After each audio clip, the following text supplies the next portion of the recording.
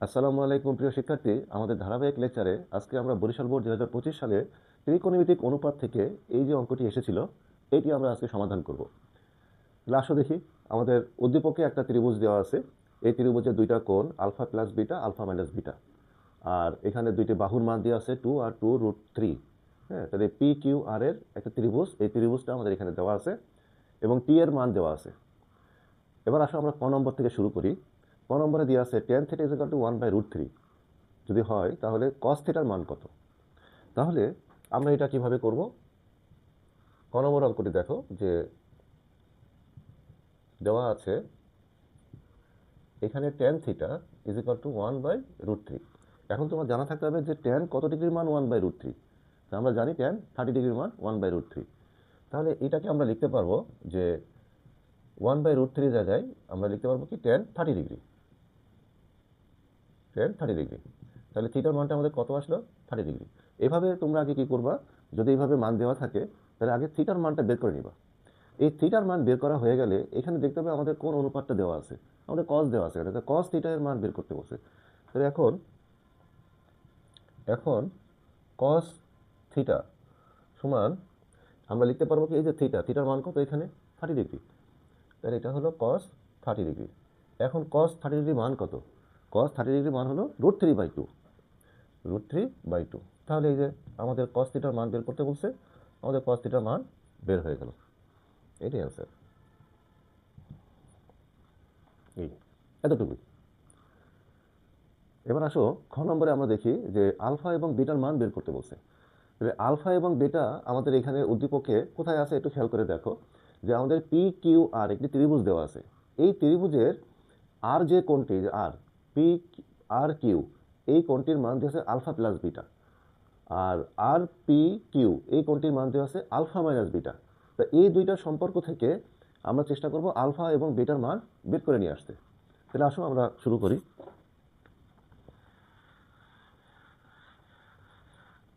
এখানে আমাদের আমরা ত্রিভুজটা যদি আঁকি,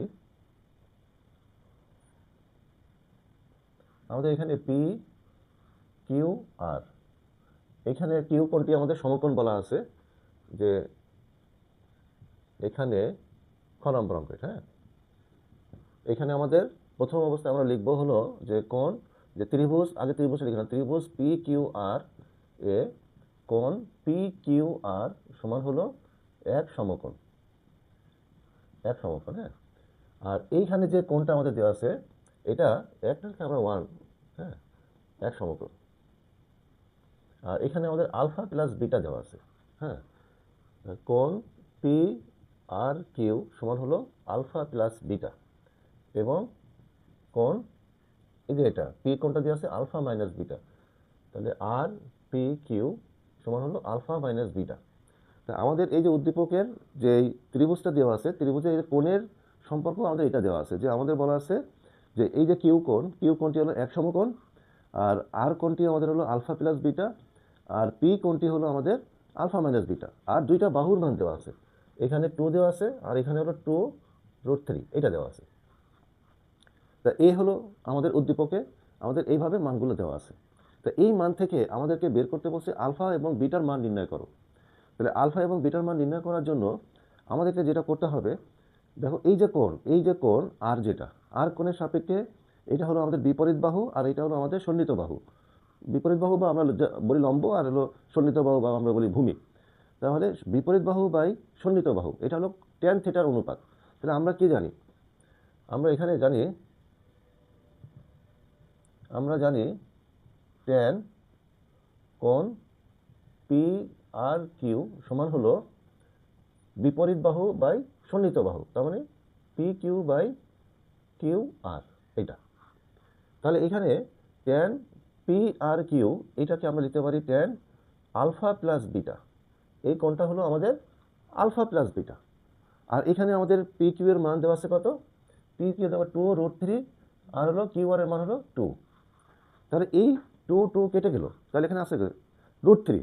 তাহলে এখন আমাকে দেখতে হবে যে ট্যান আলফা প্লাস বিটা এইটা সমান আমি পাচ্ছি √3, যেহেতু এখানে অনুপাতে আমাদের ট্যান আছে, তাহলে ট্যান কত ডিগ্রির মান √3 এটা আমাদেরকে জানতে হবে। তাহলে আমরা অবশ্যই জানি যে ট্যান 60 ডিগ্রির মান √3, তার মানে এইখানে যে √3, এই √3 জায়গায় আমরা লিখতে পারবো tan 60 ডিগ্রি। তাহলে আমরা এখানে কি পাচ্ছি? আমরা পাচ্ছি alpha plus beta is equal to 60 degree. এইটা 1 নম্বর সমীকরণ আমরা দিয়ে রাখলাম। তার মানে আমরা এইখানে পেয়ে যাচ্ছি যে যেহেতু আমরা tan আলফা প্লাস বিটা এটা পেয়েছিলাম, তাহলে tan এর ক্ষেত্রে আমরা জানি √3 কত ডিগ্রির মান? tan 60 ডিগ্রির মান। তাহলে অনুপাত যেহেতু সেম হয়ে গেল, তাহলে এই কোণকে নির্দেশ করে। তাহলে আলফা প্লাস বিটা সমান আমরা লিখতে পারবো 60 ডিগ্রি। ঠিক একইভাবে তুমি দেখো, আমার কোণ যদি এইটা হয়, কোণ যদি আমার এটা হয়, তাহলে এই কোণের সাপেক্ষে এই যে কোণ, আমাদের যে পি কোণ, এই পি কোণের সাপেক্ষে এই বাহুটি হলো আমাদের বিপরীত বাহু। এই যে বাহুটা, এই বাহুটা হলো বিপরীত বাহু। আর এর এই কোণ সংলগ্ন যে বাহুটা থাকে, এই বাহুটাকে আমরা বলি হলো সন্নিহিত বাহু, বা আমরা যেটা বিপরীত বাহুকে আমরা বলি হলো লম্ব। যে এটা হলো এই পি কোণের বিপরীত বাহু হলো কিউ আর। তাহলে কিউআরটা হলো বিপরীত বাহু বা লম্ব বলি আমরা। আর এইখানে যেটা আছে তোমার পি কোণের সংলগ্ন বাহু, যেটা এটাকে আমরা বলি সন্নিহিত বাহু। তাহলে বিপরীত বাহু বাই সন্নিহিত বাহু। একইভাবে এইখানেও আমরা এই কোণের সাপেক্ষে ট্যানের একটা সম্পর্ক আনতে পারি।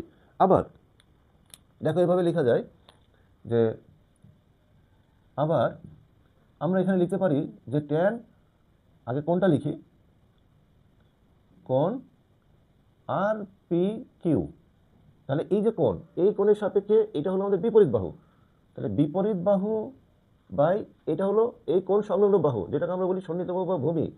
তাহলে বিপরীত বাহু বাই সন্নিহিত বাহু পি কিউ, এটা হলো ট্যানের অনুপাত।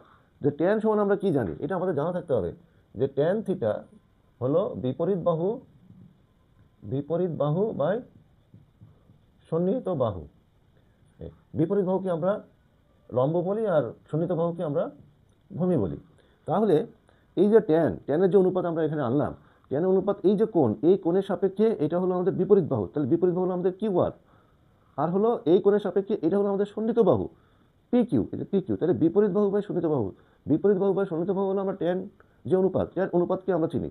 তাহলে ট্যান এই কোণের যে অনুপাতটা হলো, এই কোণের সাপেক্ষে আমরা এটাকে লিখতে পারবো কি? বিপরীত বাহু বাই সন্নিহিত বাহু। বিপরীত বাহু হলো কিউ আর, সন্নিহিত বাহু আমাদের হলো পি কিউ। তাহলে এখন এই মানগুলো আমরা বসিয়ে দেব। ট্যান এই পি কোণটা হলো আমাদের আলফা মাইনাস বিটা, এইটা সমান হলো আমরা পাচ্ছি কিউ আর। কিউ-আর এর মান কত? 2। আর পি কিউ এর মান হলো 2√3। তাহলে এই 2 কেটে গেল, আমাদের উপরে 1, নিচে √3। এখন ট্যান কত ডিগ্রির মান? 1/√3। ট্যান 30 ডিগ্রির মান 1/√3। তাহলে এটা আমরা লিখতে পারবো ট্যান 30 ডিগ্রি। তাহলে ট্যান অনুপাত যেহেতু সেম, তাহলে এই কোণটা এই কোণকে নির্দেশ করে। Alpha minus beta is equal to 30 degree. 2 নম্বর সমীকরণ থাকলো। তাহলে এখানে আমরা 1 আর 2 দুইটা সমীকরণ এখানে পেয়ে গেলাম। এই দুইটা সমীকরণ এখন যদি আমরা যোগ করি, তাহলে আমরা একটা মান পাবো। তাহলে আমরা লিখলাম 1 ও 2 নং যোগ করে, তার মানে alpha plus beta is equal to 60 degree, alpha minus beta is equal to 30 degree. তাহলে আমরা যোগ করলে এই মাইনাস বি প্লাস বি কেটে গেল। তাহলে এখানে হলো 2 alpha is equal to 90 degree. তাহলে অতএব আলফা সমান কত হলো? 45 ডিগ্রি।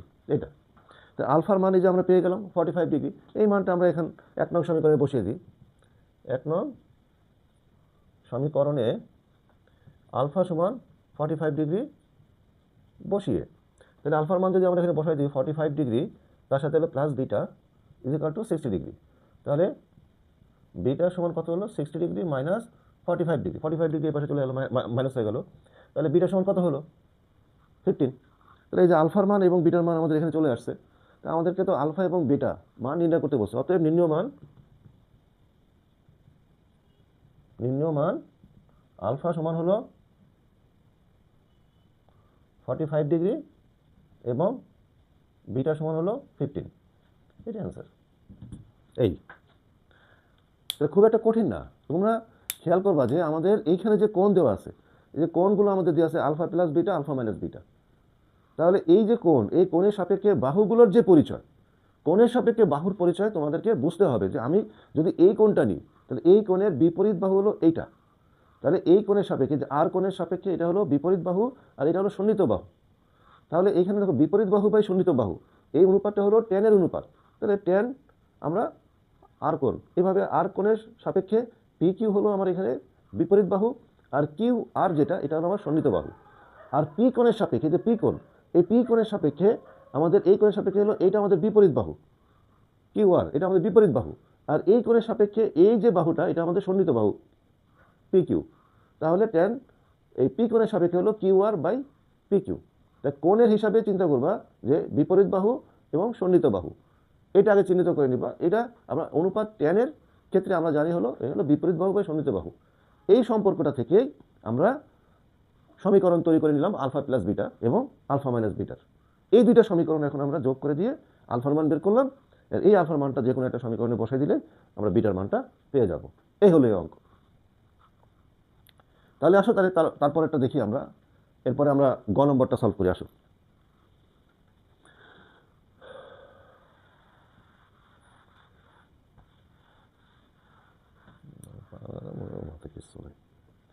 এখন আসো আমরা গ নম্বরটা দেখি। এখানে বলা আছে টি ইজিক্যাল টু 1 হলে থিটার মান নির্ণয় করো। যেখানে থিটা বলা আছে সূক্ষ্মকোণ, থিটা বলা আছে সূক্ষ্মকোণ। সূক্ষ্মকোণ মানে কি?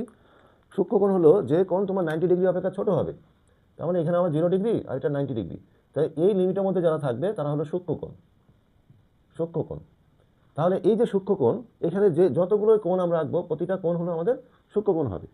তা সূক্ষ্মকোণ অর্থাৎ এটা এখানে থিটার যে মানটা আমরা পাবো সেটা প্রথম চতুর্ভাগে থাকবে। আর এখানে প্রথম চতুর্ভাগে আমরা কি জানি, যতগুলো তোমার থিটার মান পাওয়া যাবে এটা সবাই হলো পজিটিভ। মানে যতগুলো অনুপাত থাকবে ত্রিকোণমিতিক অনুপাতের থিটার মান হলো সব হলো পজিটিভ। আসলে আমরা আগে অঙ্ক শুরু করি। এখানে গ হলো বলা আছে টি ইজিক্যাল টু 1, আর টি এর একটা মান এখানে দেওয়া আছে, টি ইজিক্যাল টু আমার এই মানটা এখানে দেওয়া আছে। তাহলে আমার এখানে দেওয়া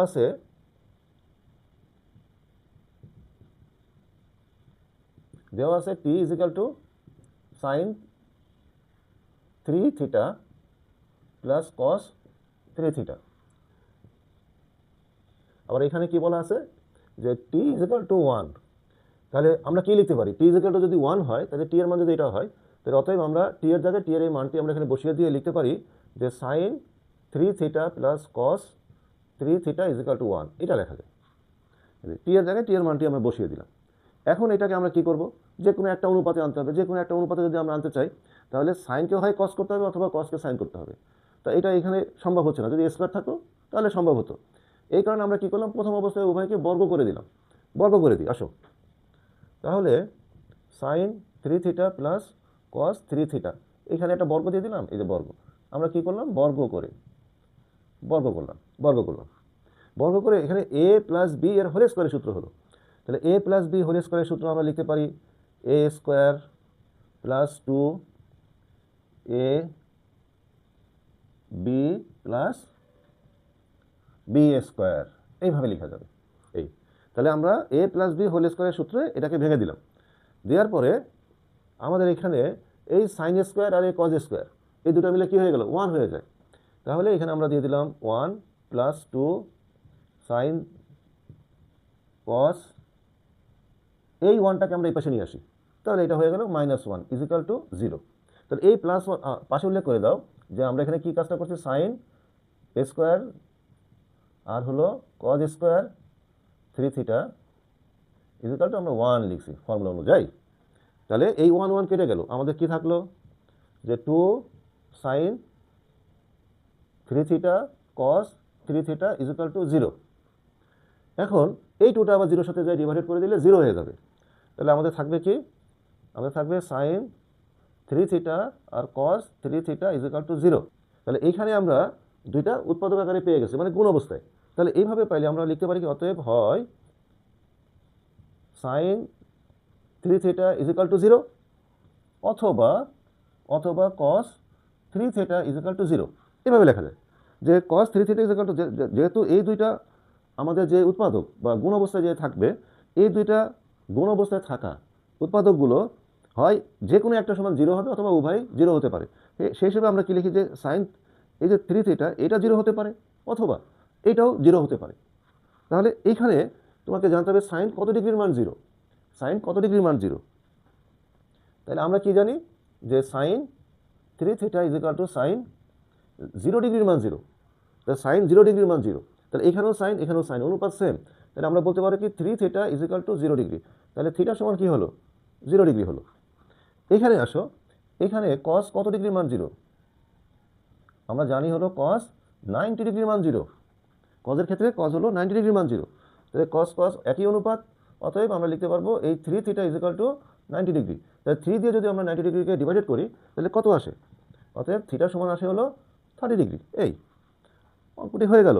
আমরা জাস্ট বর্গ করে দিলাম, বর্গ করে দিয়ে আমাদের উদ্দেশ্য ছিল আমরা যে কোনো একটা অনুপাতে আনবো, কিন্তু এমনভাবে জিনিসটা চলে আসলো যে এরা অলরেডি উৎপাদক আকারে চলে আসছে, তাহলে আমরা একই অনুপাতে আনার আমার প্রয়োজন নাই। তাহলে আমি এই যে একই উৎপাদক আকারে চলে আসা, এটাকে আমরা কি করতে পারি, যেহেতু জিরো আসছে এই পাশে, তাহলে হয় এটা সমান জিরো হবে অথবা এটা সমান জিরো হবে। এটা এইভাবে লিখে আমরা আলাদা আলাদাভাবে থিটার মানটা বের করে আনতে পারি।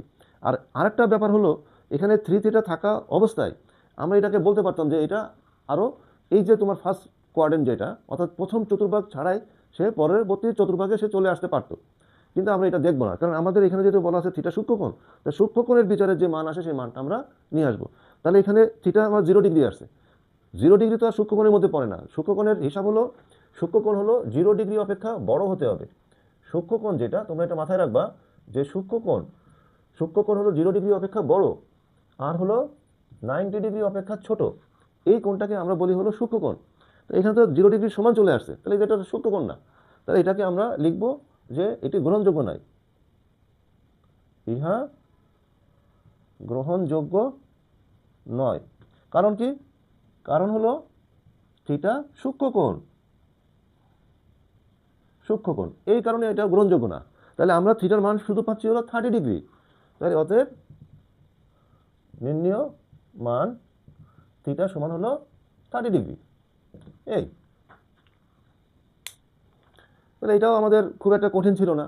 হ্যাঁ, আমরা শুধুমাত্র বর্গ করে আমরা এটা থিটার মানটা বের করে নিয়ে আসলাম। তাহলে আজকে আমরা বরিশাল বোর্ড 2025 সালে আমরা সমাধান করলাম। ভালো করে বাসায় প্র্যাকটিস করো, প্র্যাকটিসের বিকল্প নাই। তুমি যখন ত্রিকোণমিতিক অনুপাত এগুলো নিয়ে তুমি যত বেশি অ্যানালাইসিস করবা, যে আমার যে অনুপাতগুলো যে আছে, আমাদের ত্রিকোণমিতিক 6টি অনুপাত, যে অনুপাতগুলোর সাথে যে বাহুর যে সম্পর্ক, যে কোন কোন বাহুর অনুপাতে এই ত্রিকোণমিতিক অনুপাতগুলো হয়, এটা আমার জানা থাকতে হবে। যেমন বিপরীত বাহু বাই সন্নিহিত বাহু, এটা যেমন এখানে ট্যান লেখা যায়, বিপরীত বাহু বাই অতিভুজ হলে সাইন লিখতে হয়, সন্নিহিত বাহু বাই অতিভুজ হলে কজ লিখতে হয়। তাহলে এই যে বাহুর অনুপাত, এই অনুপাতগুলো আমার মাথায় থাকতে হবে। ঠিক আছে, তাহলে আমাদের, আর এটা তো আমরা সমাধান করলাম, অর্থাৎ থিটার মান বের করলাম। থিটার মান বের করার ক্ষেত্রে প্রথম যে সমীকরণটি আমাদের আসছে, এই সমীকরণটিকে আমাদের কী করতে হবে, কোনো কিছুই করা যাবে না, সাইন কজে আছে, একই অনুপাতে আনতে গেলে আমাদের বর্গ করা ছাড়া আর কোনো এখানে উপায় ছিল না। এই জন্য আমরা বর্গ করছি। বর্গ করার পরে আমরা দেখলাম যে আমার এখানে সাইন স্কোয়ার আর এখানে কজ স্কোয়ার আছে। তা এই দুইটা আমরা এক জায়গায় করলে এটা সমান 1 হয়। তাহলে sine square plus cos square সমান এই যে আমরা 1 লিখতে পারি। এই 1 আর ওই 1 কেটে গেল, তাহলে আমাদের যেটা থাকলো সেটা একটা উৎপাদক আকারে থাকলো, গুণ অবস্থায় থাকলো। দেখো দুইটা রাশি এখানে গুণ অবস্থায় আছে। তাহলে এই গুণ অবস্থায় থাকে এবং সমান সমান 0 থাকলে তুমি বলতে পারো হয় এই অনুপাতটা, এই যে উৎপাদক, এই উৎপাদকটা হয় তোমার শূন্য হবে অথবা এই উৎপাদকটা শূন্য হবে। এই কন্ডিশন দিয়ে আমরা কি করতে পারি, থিটার মানটা বের করে নিয়ে আসতে পারি। তাহলে ঠিক আছে, বাসায় বসে ভালো করে প্র্যাকটিস করো, প্র্যাকটিসের বিকল্প নাই। যত বেশি প্র্যাকটিস করবা তত তুমি এই জিনিসগুলো সম্বন্ধে তোমার মাথায় আরও ভালো ধারণা চলে আসবে। ঠিক আছে, আজকে এই পর্যন্ত। আল্লাহ হাফেজ।